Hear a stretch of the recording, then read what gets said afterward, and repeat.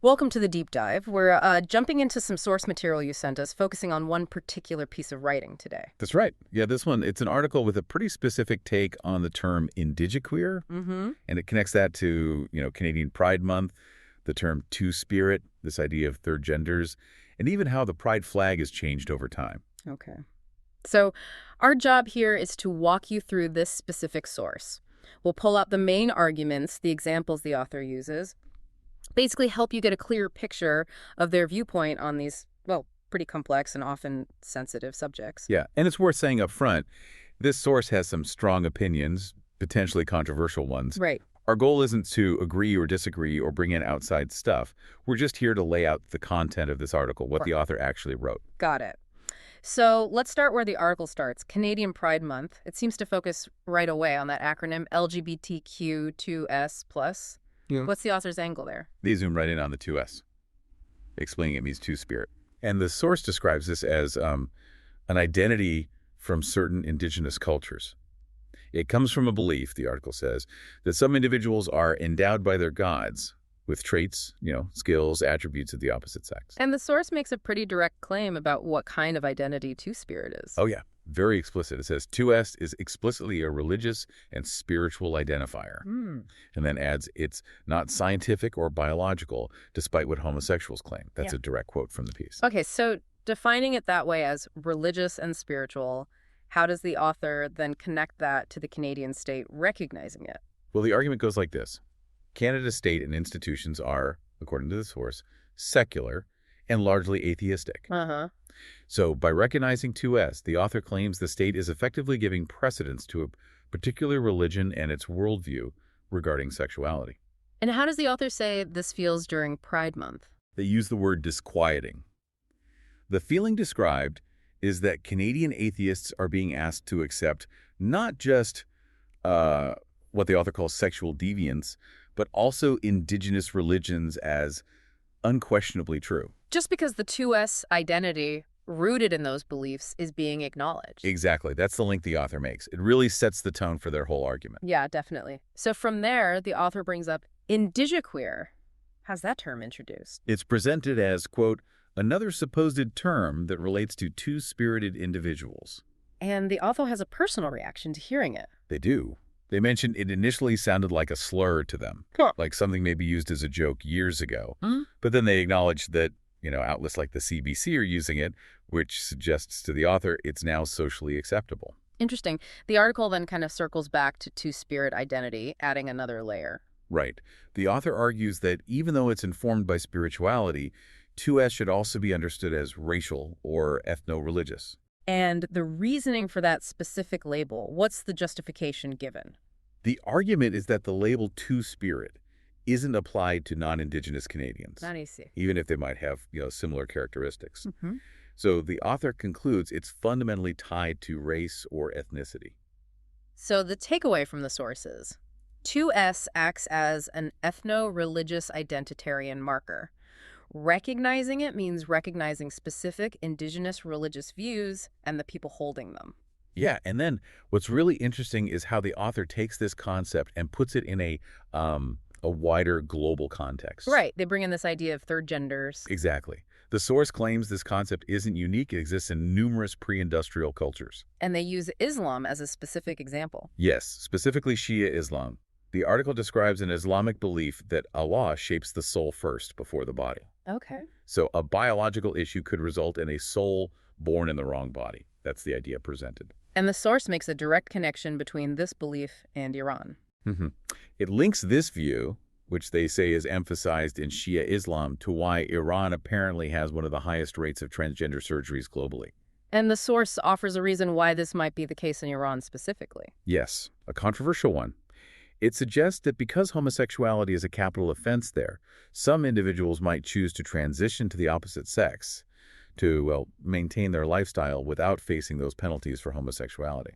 So tying this example back to the main argument about non-Western cultures, how does it fit? The source argues that in societies they describe as rigid and demanding, recognizing these non-standard sexual existences offers a way for people who don't conform to live within the system. Uh-huh. It's framed as providing spiritual religious accommodation, and the author adds this applies likewise with other non-Western or primitive cultures. Okay, so summarizing that section. The author seems to be saying acknowledging different gender identities isn't just a modern Western thing. It's happened elsewhere, often through religious frameworks or practical adjustments, which they then contrast with how it's handled in the West. Exactly right. And that contrast between those approaches and Western secularism, that's really a pivotal point in the argument. So how does the source characterize religion's role in the secular West? The author states pretty plainly that in the West, the general principle is that religion cannot provide the basis for cultural or legal standards. And how are modern movements around sexuality and gender presented in the West, according to this source? Like gay rights, for instance. The source claims they're presented as being scientifically backed, Okay. which implies, therefore, that everyone should accept them, regardless of personal religious beliefs. But the author pushes back against that idea. Immediately. The source argues, well, if sexual deviancy, as they put it, can be justified by religion, pointing back to those other cultural examples, then it surely can be countered via arguments from less permissive faiths. But then they pivot and say, look, that's not really what pride in the West is about. So what does the source claim is the real engine behind pride?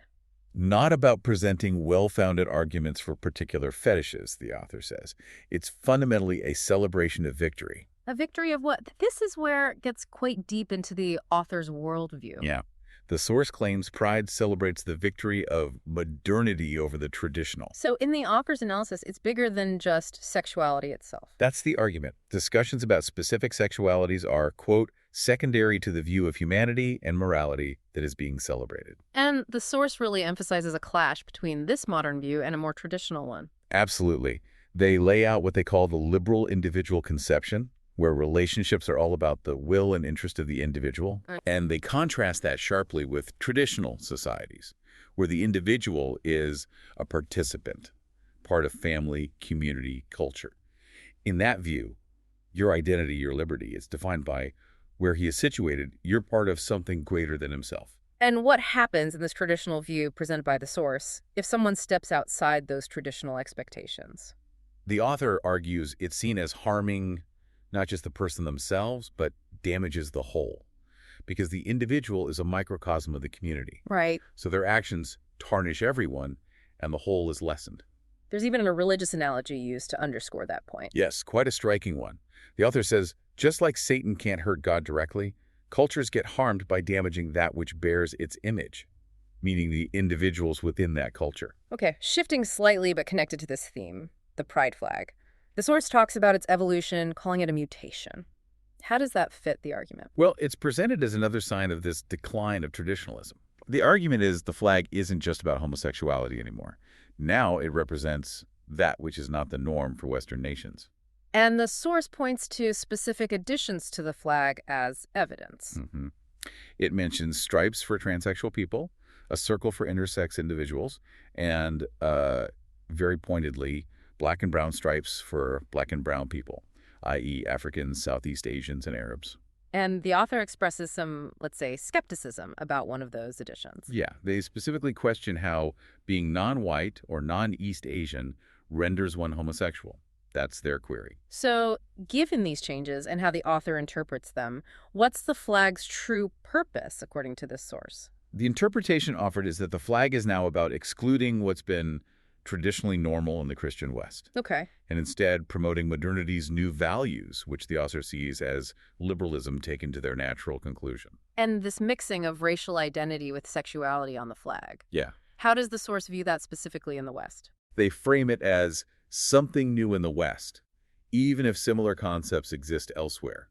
And the argument is it's being used here specifically to undermine the Westerners' conception of themselves. Okay, so let's try and pull all these different threads together, because the source seems to be building towards one big overarching conclusion about why all these different elements, indigenous spirituality, secularism, racial identity, pride, are aligning. Exactly. The author poses the question, why can indigenous religious beliefs, for example, be imposed on the masses in a secular country like Canada? And the answer provided in the source is? The claim is that these seemingly different groups, the author specifically names the atheist secularist and the two West Indian chief, are actually ultimately aligned Aligned in what way? in their opposition to firstly Christ, according to the source, and by extension, opposition to people living by values he instituted and the societies based on them. And this perspective also explains for the author why racial colors would be added to the pride flag. That's the connection they make. Yeah.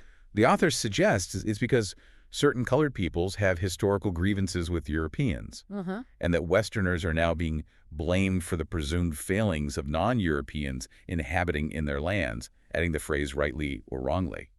So this unifying opposition is how the source resolves what it sees as the seeming contradictions in pride and its symbols. Yes. The conclusion drawn is that pride isn't really a celebration of a particular lifestyle. It's presented as fundamentally a rallying cry against the West as a whole. Encompassing. Everything, basically, according to the source, from its religion, its values, to the very ethnic makeup of its founding peoples. Wow. And the article ends with a very final, very snark assessment of the pride flag itself through that specific lens. Yeah, the closing sentence is powerful. It says, the flag is the flag of an enemy, not for what it symbolizes in relation to sex, but in the spirit that lays behind it. Right. And that's the perspective laid out in this particular article. We've walked through the author's specific arguments and how they connect these various topics. Yep, focused entirely on unpacking the content from that source you provided, looking at Canadian pride, two-spirit identity, the third gender concept globally, secularism versus religion, tradition versus modernity, and the author's reading of the pride flag symbolism. So just as a final thought for you, the listener, to maybe reflect on, this source really frames these big contemporary debates about identity, gender, sexuality, less as issues of rights or inclusion, and more as battlegrounds in deeper cultural and religious wars, specifically as a direct challenge to traditional Western, often framed as Christian values. Thinking about this kind of argument, what does it show us about the very different lenses people use to view and make sense of these major social shifts? Something to consider.